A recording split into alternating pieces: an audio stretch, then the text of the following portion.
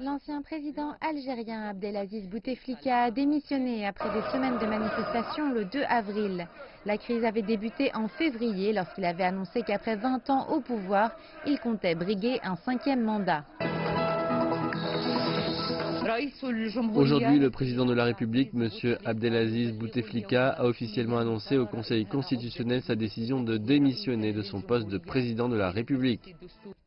Le dirigeant de 82 ans a pris cette décision peu après que le chef de l'armée ait demandé une action immédiate afin de le démettre de son poste. Une semaine plus tard, le Parlement algérien nommait le président de la Chambre haute, Abdelkader Ben Salah, président intérimaire en accord avec les règles constitutionnelles. Le président de l'Assemblée nationale, M. Abdelkader Ben Salah, sera chef d'État pour une durée maximale de 90 jours, en accord avec les dispositions de l'article 102, paragraphe 6 de la Constitution.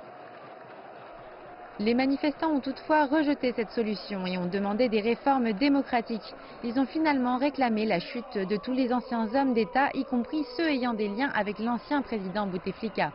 Une élection prévue le 4 juillet avait finalement été annulée par manque de candidats.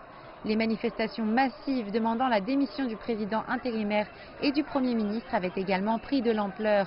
Des centaines de milliers de manifestants ont continué de se rassembler à Alger afin d'exiger le départ de l'élite dirigeante.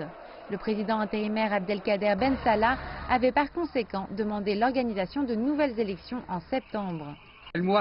J'ai décidé en vertu des pouvoirs constitutionnels qui me sont conférés d'annoncer la date des élections présidentielles, jeudi 12 décembre 2019. Plusieurs centaines sont descendues dans les rues d'Alger afin de rejeter les élections à venir. Pour les manifestants, aucun réel choix ne leur est offert lors de ce scrutin. Des demandes continues pour le départ de la classe dirigeante ne se sont pas taries en amont de ces élections. Les manifestations sont entrées dans leur 43e semaine depuis février à raison de 2 manifestations par semaine. L'armée a déclaré que le vote serait juste et qu'une élection était le seul moyen de sortir de la crise. Les Algériens attendent de voir le taux de participation.